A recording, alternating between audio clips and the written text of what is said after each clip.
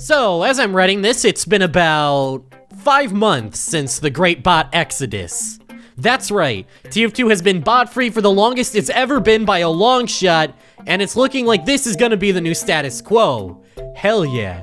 So now that the elephant in the room has been dealt with, a power vacuum has opened up for things to complain about regarding TF2. Not to say that complaining can't be justified, and I mean, hey, I'm a YouTuber. What is my job if not a professional complainer? After Fix TF2 ended and the bots got the boot, I thought I was out of the game and content to start my life as a peaceful monk in the mountains.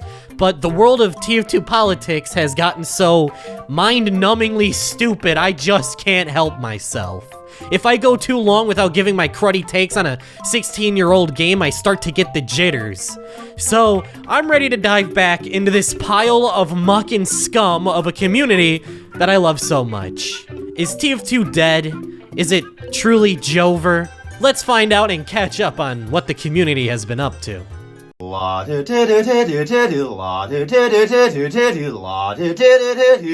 If you've been following the TF2 side of Twitter, first off, sorry for all the gay porn, but secondly, you've probably seen a lot of discourse surrounding matchmaking. What's better, quick play or casual? If I had to take a guess, I'd wager that this topic is going to be the next big cultural battleground in the TF2 community. Essentially what's happening is that there's a rising number of people who are vocally unsatisfied with the casual matchmaking system that was introduced in the Meet Your Match update back in 2016. Before that update, TF2 used a system called quick play that placed you into a server from the in-game browser. Quick play could place you both in Valve servers and community servers alike, depending on your preferences. Now, it's no secret that Meet Your Match on launch was an absolute disaster, and casual at launch was irrefutably worse than quick play. But in the time since that update dropped, casual has had a chance to have a bit of a redemption arc, with plenty of patches over time aimed at fixing the system. So today, you have people who defend the current casual system, and also people pining for the old days of quick play. So what do I think? Surely, as a hardened TF2 veteran, I can offer some input on the heated debate about to overtake the TF2 community. And I will say with my whole chest that I really don't care. Seriously, I mean, that's not to say I don't think there's any merit in discussing the strengths and weaknesses of either system. I can sympathize with the people who hate casual matchmaking and think Meet Your Match ruined TF2, and I don't think casual mode is this shining paragon of video game matchmaking either. I have my issues with the system too, like lack of vote scramble or auto scramble, which leads to one-sided roles. Free-to-play accounts still can't communicate or call for a medic. Too much downtime between matches, which causes people to leave and re-queue instead of vote for the next map. Being placed into a game right as it's ending and being forced to immediately re-queue. Whatville. Players on the losing team tend to leave and don't get replaced quick enough, leading to one-sided roles. You can't use mods in casual. The map pool is so bloated during seasonal events, it's hard to find full lobbies. Whatville. But I'm not gonna pretend like these issues inhibit my enjoyment of TF2 enough to make me wanna rip off my shirt and rally in the streets. It's never been that deep for me. Most of these points come down to minor gripes for me. Every time I boot up TF2, I use casual matchmaking and have a perfectly fine player experience. I'm not even staunchly opposed to quick play either, so no matter what the outcome of the matchmaking versus quick play war is, I'm gonna be perfectly fine. So I don't care enough to talk about what system is better. That's not really what I'm interested in. What I will say is to everyone who's rallying for the return of quick play and a complete rollback to Meet Your Match, it's not happening. Valve isn't gonna suddenly overturn Meet Your Match and let all of the work they put into casual go to waste. Tough pill to swallow, I know. Just wait until you find out Santa Claus isn't real too. The Meet Your Match update that introduced casual mode came out 8.5 years ago. To put that into perspective, that's like 250 Concords. To put that further into perspective, half of my audience wasn't born yet. When this update came out, Valve had a whole team working on TF2, and these days, there's like 2 people working on the game in their spare time. And if there's anything those people who work on the game now don't want to do, it's rock the boat. If Valve won't change something as small as a cosmetic that lets you join the pink team, what makes people think they're gonna overhaul the game's matchmaking system from the ground up, because a small portion of the game's overall player base demanded it? Not to mention with a skeleton crew of a dev team after over 8 years of the current system. Now, Meet Your Match was an undeniable disaster and a step down on release. I feel like that much is undeniable. But in the years since that update dropped, there's been enough improvements to casual mode where a good portion of this game's fan base prefer it over quick play at its peak.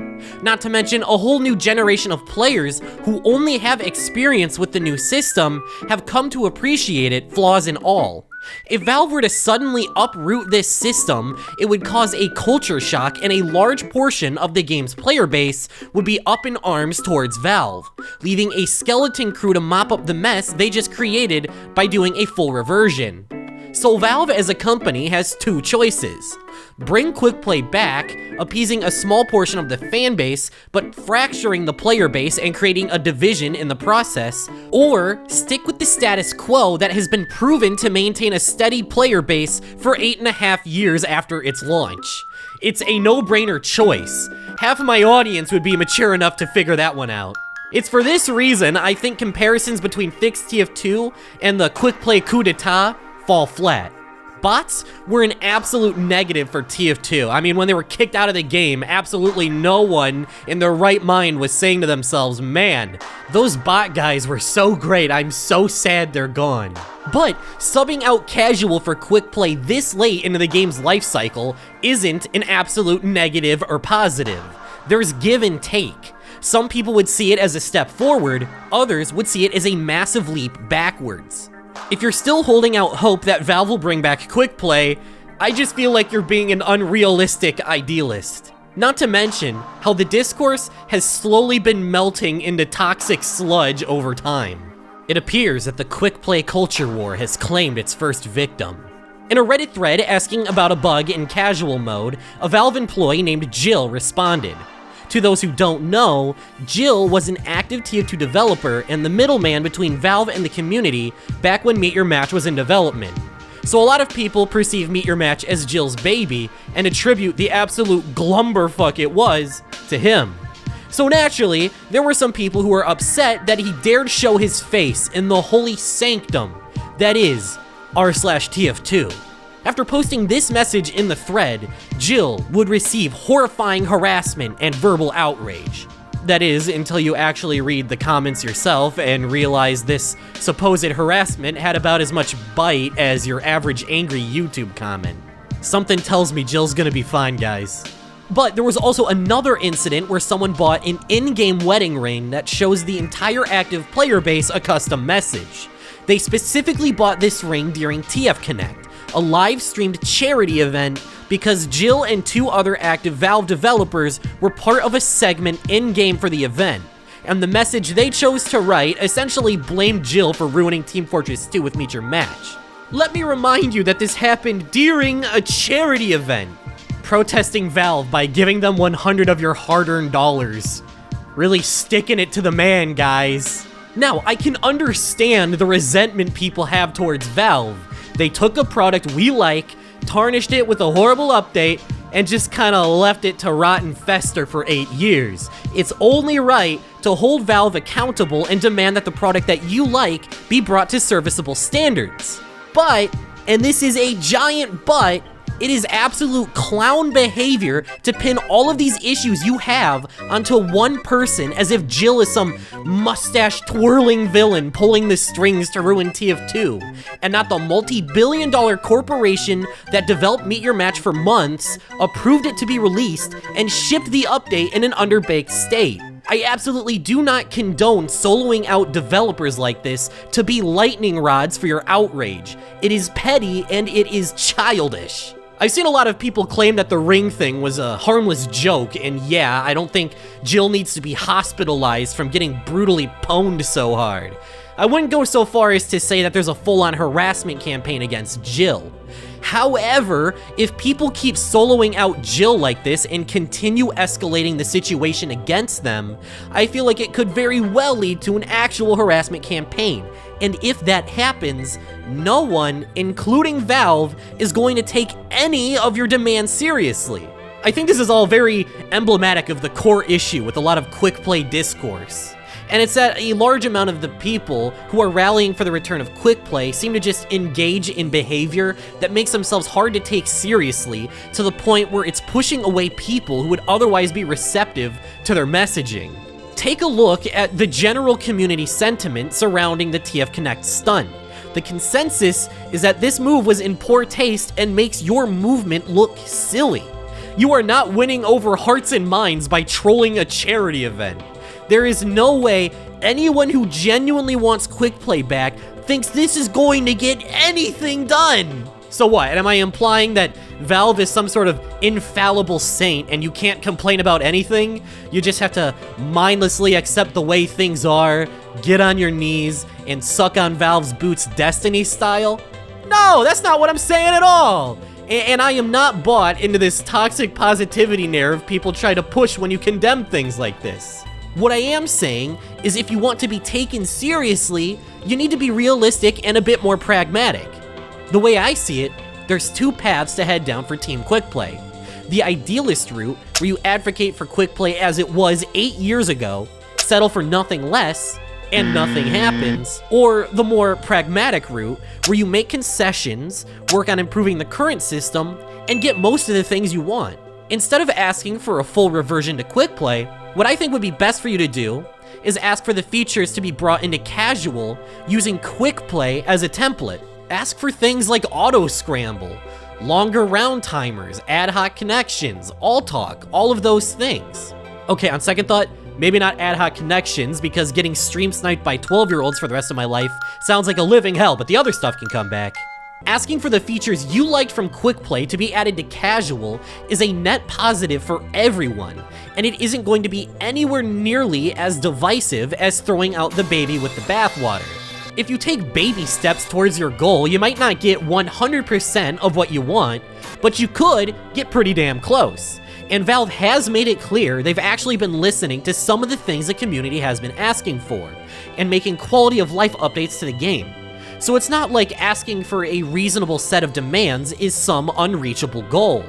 So, if you want to see any action taken to improve the game, don't take the easy route of just giving into your anger and directing your vitriol towards scapegoats. Try to think of a more productive method of directing your anger into something that actually has a chance at having a good impact. Because I promise you this, pulling middle school pranks and being openly volatile towards any cooperation with Valve isn't going to get you anywhere. You gotta ask yourself, is it even change that you want, or do you just want to get even?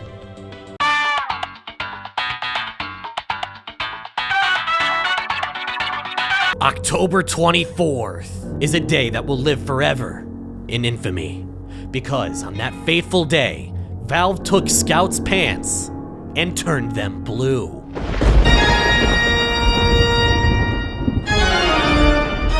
And then they reversed it like a day later.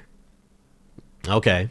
I'm gonna brown. Now, it's pretty common knowledge that Scout was originally supposed to have blue pants on Blue Team, but it must have gotten cut sometime during development because since the game's launch, Blue Scout's pants have been brown.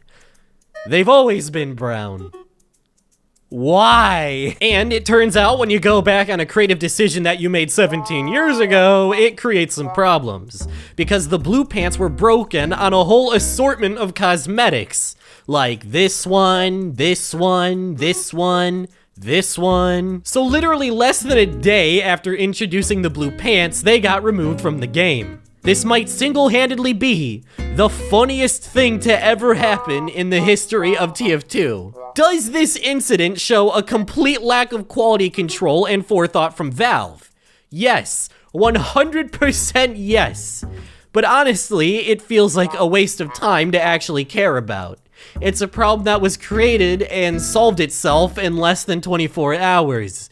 It's like the most inconsequential thing to ever happen in the history of the game. So even if it shows how incompetent Valve can be, sometimes for your own sake, you just gotta learn to roll with the punches and laugh it off. Someday you'll be back, my beloved. Someday.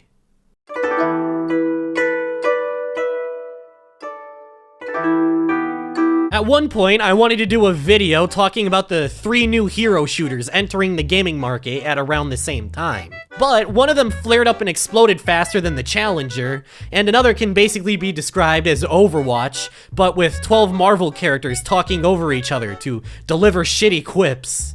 Eat nuts and kick butts. But the last one actually holds some relevance to TF2. What if I told you that for the past couple of years, Valve has secretly been working on a new game? A brand new IP to add to their expansive catalog of gaming masterpieces. And it's a competitive 6v6 hero shooter MOBA. Sorry I got your hopes up, guys. So yeah, Valve has been working on Deadlock for a while now, and despite containing every buzzword that makes the gaming community roll their eyes, it's found a surprisingly dedicated audience. And in a way, only the TF2 community truly can. We have made it all about ourselves. Okay, I'm exaggerating a wee bit, but I can already feel the rumblings of a very one-sided beef between TF2 and Deadlock. We're gonna be the older child fighting for attention while Daddy Valve looks over the new baby in the family. It seems like a lot of people in the TF2 community think that TF2 is gonna outperform Deadlock player count-wise long-term. But let's get real for a second here, guys. If you think that TF2, a 17-year-old game that hasn't been updated in 7 years, is gonna outperform a brand new Valve IP, then you either need professional help, medication, or Jesus. When Deadlock gets a full release, it's gonna make our player count look like ants. But that really shouldn't matter, because despite some very surface level comparisons, comparing TF2 to Deadlock is like comparing apples to oranges. Despite what some brainlets might say about this game being the Team Fortress 3 we've always dreamed of, this game was not made for us. Think about it. What are some of the things that the average TF2 player despises? Very competitive environments, stun effects, long respawn timers, visual clutter, engineer. You'll be pleased to know that Deadlock has all of these things in spades. Particularly the stun effects have been one of my biggest gripes during my experience playing Deadlock. And whenever I talk about my hatred of stun effects towards someone with a bit more experience in the MOBA genre, the retort is always that MOBAs are just like that, so learn to deal with it. The average TF2 player is not going to enjoy Deadlock very much. It is the very antithesis to TF2. From a design perspective, these games are diametrically opposed. I've talked to a lot of TF2 creators about Deadlock, and it's almost funny how little hype everyone has for it. This game isn't even bothering to appeal to us, so holding a one-sided grudge for being the new favorite child is just a bit silly. Deadlock shouldn't even be a blip on our radar, and if anything, it's the Dota 2 community that should be quaking in their boots, because Valve has a new Golden Child MOBA to care about. It's also important to note that despite popular belief, no, Deadlock is not sapping away developer resources for TF2, as if there were developer resources to sap from TF2 anyway. Valve is pretty famous for their flat work structure, where developers can choose to work on projects at will and leave and join different teams on a whim. And while it seems like there's a bit more of a hierarchy in Valve's offices these days, that flat structure is still in place. So, the reason TF2 doesn't get updates isn't because Valve is taking away resources from the TF2 team to give to Deadlock, it's because no one at Valve cares about TF2, which honestly sounds a lot worse when you say it out loud like that. I feel like every time a new Valve project releases, people hold out hope that some developer resources will get funneled back into TF2 after. Oh, after Half-Life Alyx, people are gonna want to work on TF2 again. Surely after the Valve Index drops, people will want to work on TF2 again. The heavy update is sure to come out after Deadlock releases. Okay, but seriously, we gotta be getting that major update after the Valve Stoilet drops. The world's first toilet that runs on Linux.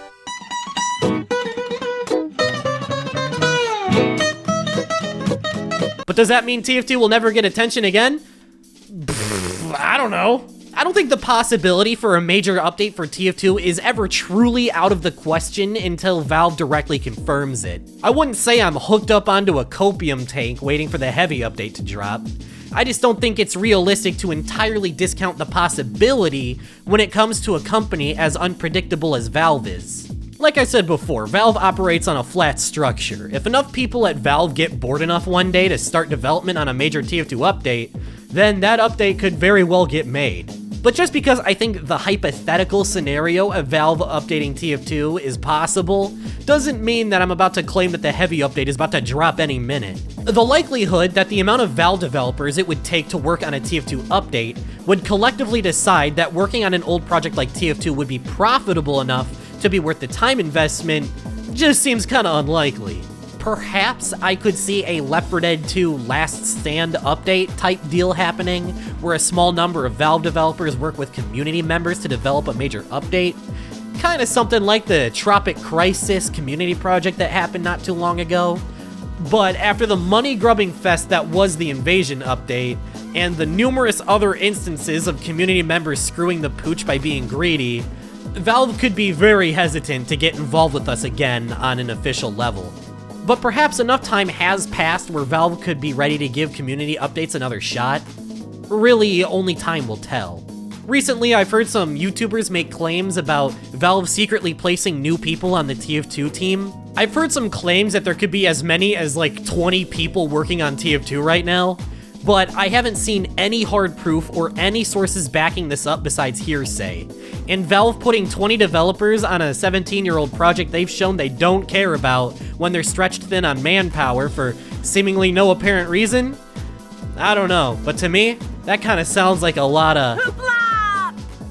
It kind of sounds like a lot of... It kind of sounds like a... Shut the hell up! What I'm trying to say is I'm not holding my breath for anything substantial for a very long time, if at all.